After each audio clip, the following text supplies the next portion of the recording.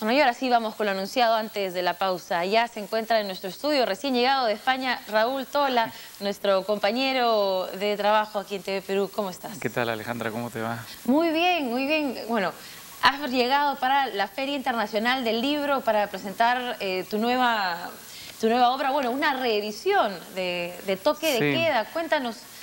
Bueno, es una reedición, dices bien, pero en realidad es casi un nuevo libro, porque es un libro muy corregido. Este es un libro que apareció, me parece, en 2008, que se llamó Toque de Queda, que es un libro de relatos sobre los años de la violencia subversiva.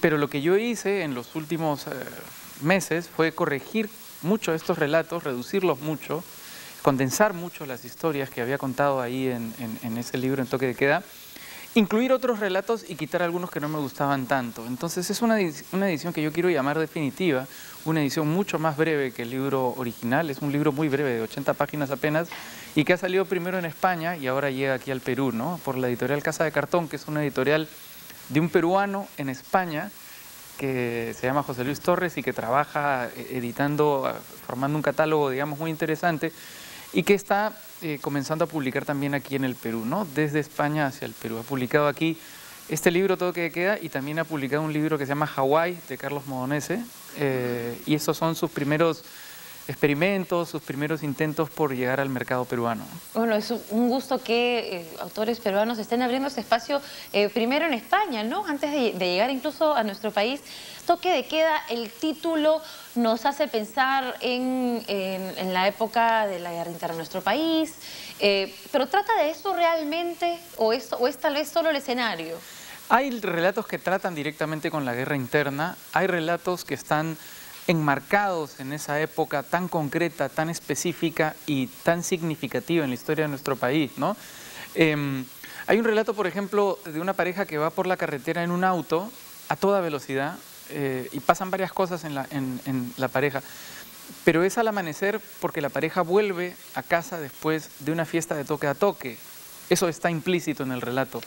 También hay un relato que cuenta la historia de un sobrebomba, es decir, eso es mucho más concreto, mucho más relacionado con las historias que tenían que ver en esa época, ¿no? Entonces yo creo que el Toque de Queda, la época de la subversión en este relato, son un gran telón de fondo y hay efectivamente algunas escenas que tienen que ver directamente con esos años.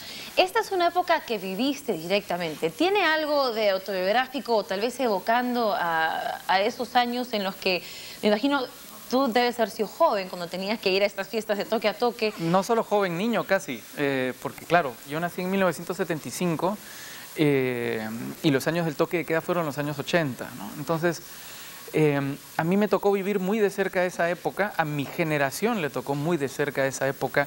Es una época fundacional para las personas que tenemos como yo cerca de 40 años, entre los 30 y los 40 años, porque lo normal era vivir esa circunstancia que es absolutamente anormal, que es absolutamente extraordinaria, ¿no? Circunstancias como el propio toque de queda, es decir, ¿qué significa el toque de queda? Que desde la medianoche hasta las 5 de la mañana uno no podía salir a la calle, es decir, que la noche, la mitad de la vida de uno, nos la habían robado. Que por ejemplo en las ventanas había que poner cintas adhesivas para que no estallaran y nos saltaran los cristales. Que había que guardar mucho cuidado, que uno no podía andar tranquilo por la calle, que la luz se iba a cualquier momento. Es una época exageradísima que ahora parece casi la época de otro país, ¿no? Claro. ¿Cómo influenció esa época, digamos, en tu personalidad, en quién eres hoy, en tu formación? ¿Te ha costado, digamos, superar estas etapas de encierro, digamos, psicológico hasta cierto punto? Claro, de alguna manera creo que las personas que crecimos en esos años, que fuimos niños en esos años, nos vimos obligados a crecer hacia adentro, ¿no?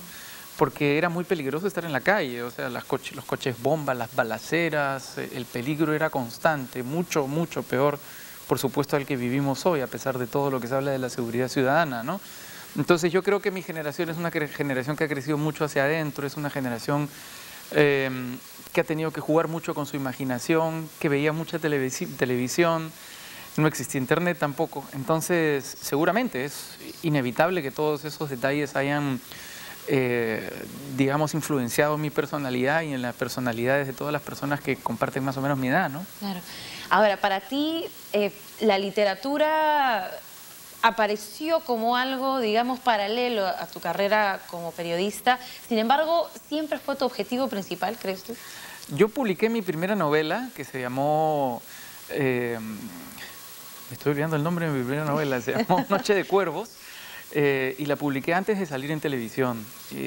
Con esa novela se hizo una película que se llamó Bala Perdida, y yo recibí la noticia de que se iba a hacer esa película antes de comenzar a trabajar yo en televisión hace muchísimo tiempo en Canal N, ya parece mentira que haya pasado tanto tiempo.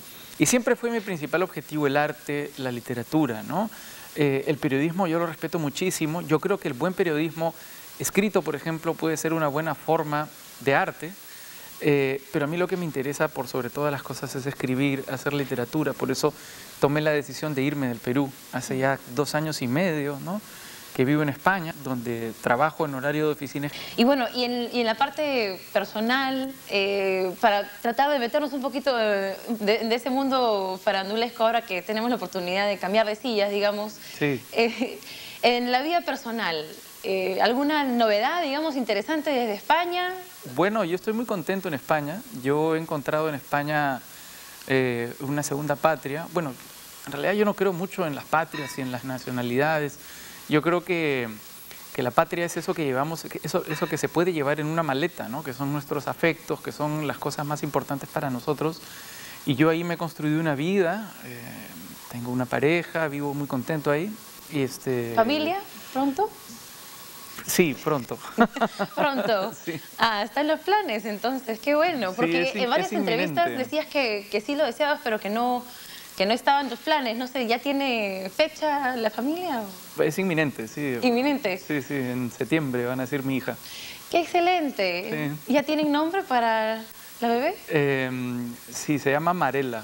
Marella. Marella, que es un nombre irlandés que significa mar brillante. Qué lindo nombre, Marella, mar brillante. Entonces, bueno, ese es un importante anuncio, tan importante como el libro casi. Para mí más importante, por supuesto. Por supuesto. Entonces, nada, muchísimas gracias por esta entrevista.